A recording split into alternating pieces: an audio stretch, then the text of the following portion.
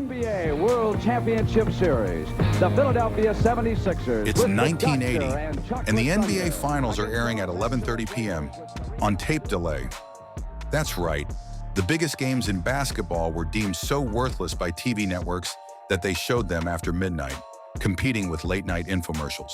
But today, the Golden State Warriors alone are worth more than the entire NBA was back then. So how did a league that could barely get its games on TV transform into a $100 billion entertainment empire? It's one of the most remarkable business comebacks in sports history. This is Business Sherlock, and in this video, we're going to follow the money trail, from a league on the brink of bankruptcy to a global juggernaut. We'll uncover the key turning points, the heroes who saved basketball, and the challenges the NBA faces today as it tries to stay on top. Let's start in the 1970s with the NBA in crisis mode. Back then, basketball wasn't the mega sport it is now. In fact, the NBA was struggling so much that they decided to merge with a rival league, the ABA, the American Basketball Association, in 1976. This was supposed to combine the best talent and make the league stronger, but it didn't work out as smoothly as you'd think. This was because the NBA also had a major image issue.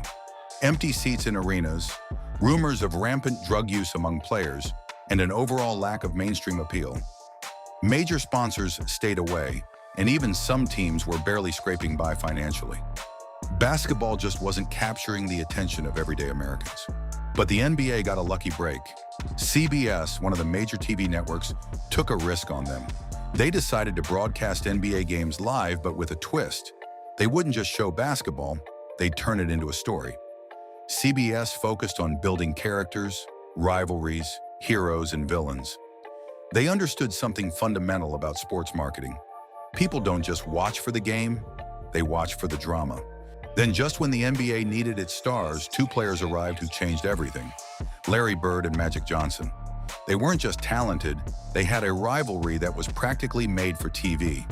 Bird was the white, small-town, blue-collar hero for the Celtics, while Magic, the flashy black star, represented the LA Lakers. This rivalry, East versus West, Celtics versus Lakers, captured America's attention. The 1984 finals averaged 12.1 million viewers per game, a massive 44% jump in ratings. Bird and Magic didn't just get people watching, they got people talking, transforming the NBA into a mainstream sport. And then came the real game changer, Michael Jordan. If Bird and Magic made basketball popular in America, Jordan took it global. With MJ, the NBA went from being just a league to becoming a worldwide brand. Nike launched the Air Jordan shoe line, which became a billion-dollar business on its own. And when the Dream Team went to the Olympics in 1992, it was the first time NBA players competed in the Olympics, and they absolutely dominated. People all over the world got their first taste of NBA-level basketball, and they loved it.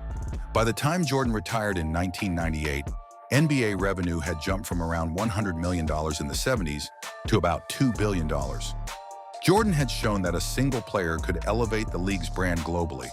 Fast forward to the 2000s and beyond, and the NBA doubled down on this hero model.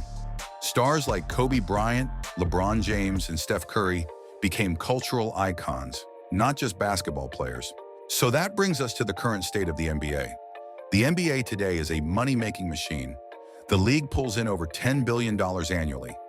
Media rights deliver $2.7 billion yearly, of which $2.2 billion is from the US. Global merchandise adds $1.5 billion, of which $1 billion is from the US. Sponsorship deals bring $1.4 billion, of which $1.1 billion is from the US. Their digital ecosystem generates another $1 billion, of which $700 million is from the US. Clearly, it's a league with a lot of talent and potential, but it's also facing some significant challenges, like drop in TV ratings and skyrocketing ticket prices. Let's break it down into what's holding the NBA back and what's working in its favor. Lack of heroes. The NBA's reliance on star players means it's vulnerable when those stars fade. Superstars like LeBron, Curry, and Kevin Durant are nearing the end of their careers, but it's unclear who will replace them. The next generation of talent, mainly international players like Giannis, Luka, and Jokic, are incredible. but U.S. fans still crave homegrown heroes. When there's no prominent U.S. star in a game, TV ratings drop by 15%, and social media engagement drops 40%.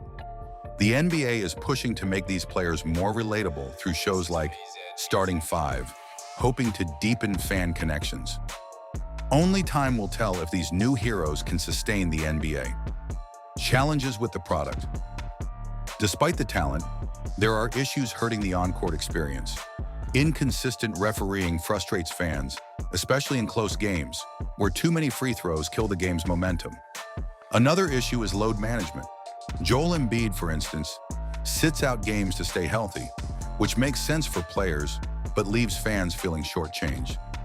Every time a star sits out a nationally televised game, the NBA reportedly loses around $500,000 in revenue. Challenges with access. Accessing NBA games has become complicated and expensive. Let's take the example of a Spurs fan from San Antonio. To watch every game, you'd need an NBA League Pass for out-of-market games. But League Pass doesn't let you watch Spurs games live because of blackout restrictions. So you'll need a local channel like Bally Sports Southwest, but they only air a few games. For national broadcasts, you need ESPN, TNT, ABC, and NBA TV, which you can get with YouTube TV for around $73 a month. And even that might not cover all the games, so you need NBA TV for exclusive games. Altogether, you're looking at a whopping $2,000 a year to follow your team in the NBA. It's a lot to ask from fans, and it's not hard to see why some people are tuning out. Ironically, the NBA is making more money from these TV deals, but viewership has dropped by nearly 45% over the past 5 years. If that trend continues, networks might start rethinking these massive deals in the future. Broader league dynamics. The NBA's annual revenue tops $10 billion, and the average team is valued at $2.8 billion. But around 50% of revenue goes to player salaries, meaning if media and sponsorship revenues decline, salaries and team valuations could be at risk. Despite these challenges, the NBA has major advantages that could secure its future. Unparalleled talent and unpredictability. Talent and competition are at an all-time high. Any team can beat another on a given night, making the league exciting and keeping fans engaged. Youthful energy and global appeal. The NBA is attracting fans worldwide. Players like Luka, Giannis, Jokic, and Wembanyama bring unique energy and global appeal, expanding the NBA's reach into international markets. Innovative fan engagement efforts. The NBA hopes that initiatives like Starting Five will build emotional connections between fans and stars, like how Drive to Survive did for Formula One. Meanwhile, the NBA is expanding direct-to-consumer options through NBA TV and streaming. The NBA right now is at a crossroads. They have one of the most talented and unpredictable rosters in history, but face challenges with access, on-court experience, and the search for the next bunch of U.S. superstars. If the league can address these issues, it could enter its most exciting era yet, with global audiences and a product fans love. But if not, the NBA risks losing the momentum that took decades to build. In the end, if the NBA can deliver a product that's accessible and exciting, it might just redefine itself for the next generation.